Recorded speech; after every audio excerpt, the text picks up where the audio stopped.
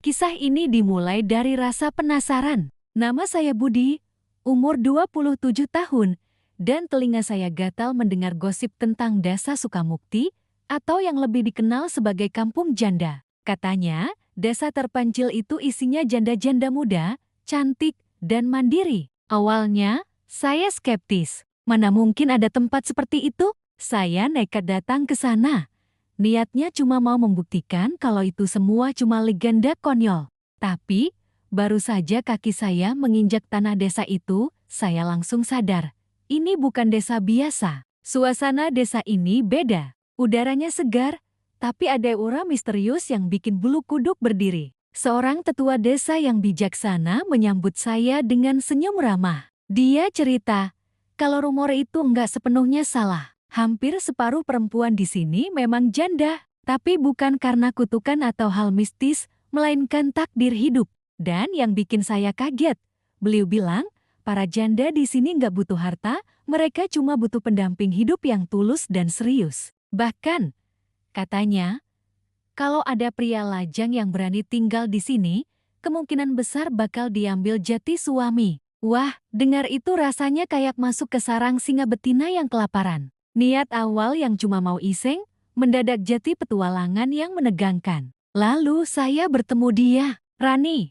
Rambutnya panjang tergerai indah dan tatapan matanya tajam tapi terasa hangat. Dia mendekati saya, bukan dengan malu-malu, tapi dengan percaya diri. Rani cerita banyak tentang kehidupan para janda di desa ini. Mereka bukan wanita lemah yang meratapi nasib. Sebaliknya, mereka adalah wanita-wanita kuat yang siap membuka lembaran baru, asalkan prianya benar-benar tulus dan siap berkomitmen seumur hidup.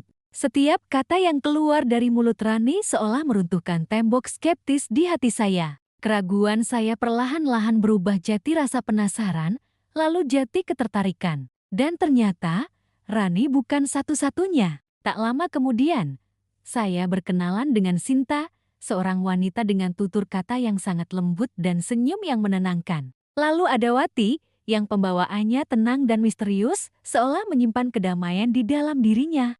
Dan yang terakhir, Lilis, gadis ceria yang tawanya bisa membuat seluruh desa ikut tersenyum. Keempatnya, Rani, Sinta, Wati, dan Lilis punya daya tarik yang luar biasa kuat dengan cara mereka masing-masing. Situasi makin rumit dan tegang karena saya merasa keempatnya menaruh perhatian yang sama besarnya kepada saya. Setiap hari, saya menerima tatapan, senyuman, dan perhatian yang membuat saya bingung harus bersikap bagaimana.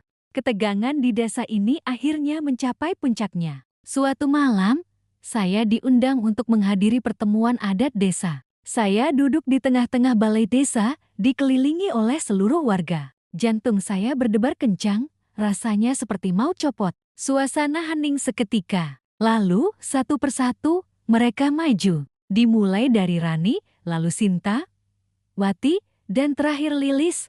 Di hadapan semua orang, mereka dengan berani mengutarakan niat mereka untuk menjadikan saya sebagai suami. Mereka bilang, sayalah pria yang selama ini mereka cari. Jujur, saya merasa sangat terhormat, tapi di saat yang sama saya panik luar biasa. Bagaimana mungkin saya harus memilih satu dari 4 wanita yang sama-sama mempesona ini? Rasanya seperti mimpi, tapi juga mimpi buruk. Saya mencoba membuka mulut, mencari kata-kata yang tepat untuk keputusan yang mustahil ini. Tapi sebelum satu kata pun keluar, seorang tetua agung bernama Bulastri melangkah maju. Sosoknya penuh wibawa, dan suaranya menggelegar memenuhi ruangan. Dia menatap saya tajam dan berkata, seorang pria yang masuk ke kampung janda hanya boleh pulang sebagai suami jika dia terbukti layak.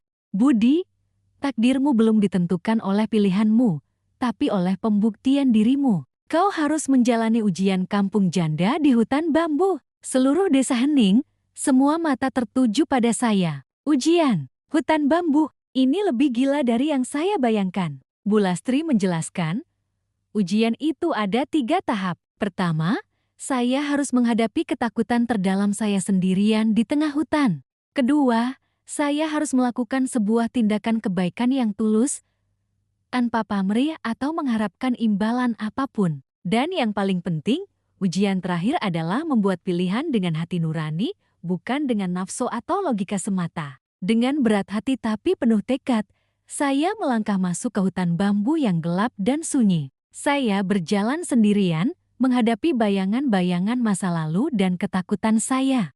Saya juga bertemu seorang kakek tua yang tersesat dan dengan tulus membantunya menemukan jalan pulang, tanpa tahu bahwa itu adalah bagian dari ujian. Akhirnya, setelah melewati semua rintangan, saya kembali ke desa. Fisik saya lelah luar biasa, tapi anehnya, hati dan pikiran saya terasa jauh lebih jernih. Kini, saya berdiri lagi di hadapan seluruh desa. Suasananya jauh lebih tegang dari sebelumnya. Semua mata tertuju pada saya, terutama mata Rani, Sinta, Wati, dan Lilis yang penuh harap. Saya menarik napas dalam-dalam, mencoba menenangkan jantung saya yang berdebar. Saya telah menjalani ujian di hutan bambu, kata saya dengan suara mantap. Dan di sana, saya belajar satu hal penting. Cinta sejati bukanlah tentang siapa yang paling sempurna, paling cantik, atau paling menarik. Cinta sejati adalah tentang di mana hati kita menemukan ketenangan. Karena itu, dengan segala ketulusan, saya memilih Wati. Seketika, seluruh desa terkejut. Wati sendiri tampak tidak percaya. Matanya berkaca-kaca. Saya lalu menjelaskan. Di tengah semua perhatian dan persaingan yang riuh, hanya kehadiran Wati yang pendiam dan tenang yang mampu membuat saya merasa damai. Bersamanya, saya merasa seperti sudah menemukan rumah. Pilihan ini murni datang dari hati, dari ketenangan yang saya rasakan, bukan dari pertimbangan lain. Keputusan itu datang dari kejernihan hati yang saya dapatkan dari ujian di hutan. Ajaibnya, Wati menerima pilihan saya dengan air mata bahagia. Desa yang tadinya penuh dengan ketegangan, kini dipenuhi dengan rasa lega dan haru. Para janda lainnya, termasuk Rani, Sinta, dan Lilis, dengan luar biasa sportif menerima keputusan saya. Mereka tidak menunjukkan kekecewaan, malah mereka tersenyum dan memberi selamat kepada kami berdua. Mereka menyambut saya bukan hanya sebagai suami Wati, tapi juga sebagai anggota baru keluarga besar Dasa Sukamukti, seorang penjaga tradisi yang baru. Perjalanan saya yang dimulai dari rasa skeptis, berakhir dengan sebuah takdir yang indah. Saya datang sebagai pria lajang yang iseng, dan kini, saya bersiap memulai hidup baru sebagai seorang suami yang tulus bersama Wati, di desa yang dulu saya anggap aneh, Kampung Janda. Terima kasih sudah menyimak kisah saya.